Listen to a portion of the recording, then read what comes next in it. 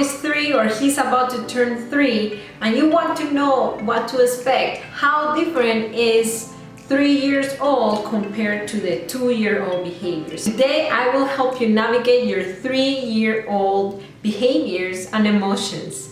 My name is Marcela Collier and I am your Parenting with Understanding coach. Will your child grow out of tantrums when he turns 3? No.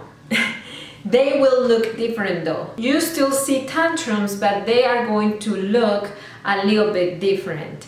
How? They have more communication skills, so they will be a little bit more verbal, more talking back, yelling back at you, trying to get smart with you, or trying to argue something with you. And if something doesn't go their way, then they might escalate to physical things, to hitting, to kicking, to throwing. But because their language skills are a little bit more developed compared when they were 2, they will argue more before they escalate to hitting, kicking, throwing, for the most part. Your child up until 3 years old is not developmentally ready to build play, to play cooperatively with other kids. That's why sharing, taking turns, it is so hard, almost impossible for children 3 and under. Once they turn 3, they're able to build play, they're able to play cooperatively with other kids. And you could really, this is the perfect age for you to really start teaching them about the importance of sharing, about the importance of taking turns as the world takes turns, right? I've seen moms at the playground, okay, because my child says it's his turn, then it's his turn. No. Or because my child has a toy and then the neighbor comes and says that it's his toy, it's his turn, then obligate my child to give up the toy. That's not how the world works. In real world, we don't go to the store and we say, okay, I'm here to pay, everybody moving out of the way. No, we wait in line, and that's how we wait for our turn. Our turn comes not when I want it, but when it's my time. So you could start teaching them this skill on this developmental stage, on this age. Will they do it perfectly? No, they won't. They still want to do things at their own terms. Are they ready though to learn? Yes, they are ready. And the key here is consistency, consistency, consistency, for you to be their 100% 24/7 coach, even if it sounds exhausting. That's how they learn, by repetition, and after repetition and consistency. Compared to when they're 2 years old, now they're a little bit more developed in the capacity of understanding the consequences of their own behavior. For example, if they hit their sister, you could work on that empathy with them. You see your sister, she's crying. She feels sad. And I'm sure you feel sad by seeing her cry. Hitting is going to hurt her. Hitting hurts. They're at that developmental stage that they're able to understand that and really feel for the other. So that's a really good way to start building empathy, because now they can connect their behavior to the consequences, the natural consequences of what they bring. And because of that, you could prompt them to brainstorm solutions with you. I was with my twins, they were playing with a toy, and all of a sudden they started fighting. They are 4 now. I know they are at the age that they could help me brainstorm. I said, okay, there is a problem here. Let's solve it together. So I didn't choose a side. I didn't say, oh, you were right and you were wrong. No, I said, there is a problem here. Let's solve it together. And then they gave me ideas. Oh, maybe I could do something else, right? Sometimes these ideas don't come, and this is why. If they're already escalated, if they're already really upset, yelling, right, hitting each other, they are not on the position to think rationally. So in this case, help them calm down first, and then after that, you help them brainstorm solutions.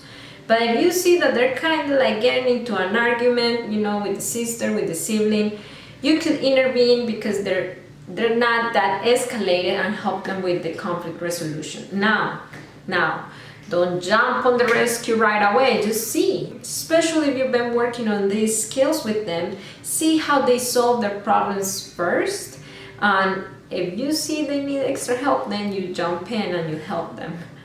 With twins, you can do this. But what about when you have 2 or more children different ages? Yes, you have a 3-year-old, but then the other one is 19 months old. What do you do here? Because the 19 months old is not going to be at the level of the 3-year-old for the teaching. So in this case, you prepare the older one in advance on things that the younger one might do that might bother the older one. Yes, your brother might want to play with all the toys that he sees, including yours, including that very special Batman that Daddy bought for you yesterday. So when he comes and reaches out for the Batman, instead of hitting him, what can you do? Maybe you can trade a toy with him. And like that, you are proactively equipping him with conflict resolution skills. In this developmental stage, how I said, they're able to build play. So it is very common that you see that they play in groups. In little groups of 2 or 3. So you see in a play date that they talk to each other and they play with each other. Now, because they play in groups and they start playing cooperatively, they start picking or choosing their friends and they tend to exclude the ones that they don't like. So that's a little problem or a little thing that is new at this developmental stage, that you start dealing with your child excluding others or others excluding your child, and that's where the rubber meets the road for a lot of us. A lot of supervision and helping them, coaching them through that. They're still expressing big emotions, they're still having a lot of feelings. Some might be more sensitive than others. In this case, this is a perfect age to teach your children coping strategies. This is a perfect age to equip your child with the skills that he needs to communicate his needs effectively. Every behavior communicates a need. That's the core of what I teach inside the Parenting with Understanding program. This program equips you with the skill to respond to your children with what they need according to the developmental stage they're at and the need they communicates, because how I said, every behavior communicates a need. If you are interested about this program, I'm going to leave it linked here down below, or DM me on Instagram at HiMPadClub. Let's talk about some warning signs. So if your child is not building play, if he's not engaging in pretend play, if he's not interested in playing with other kids, if he doesn't respond to his name, if he doesn't speak, all these are concerning signs when it comes to a 3-year-old. I encourage you to, if you see these signs, to consult with your pediatrician. And it could be something or it could be nothing.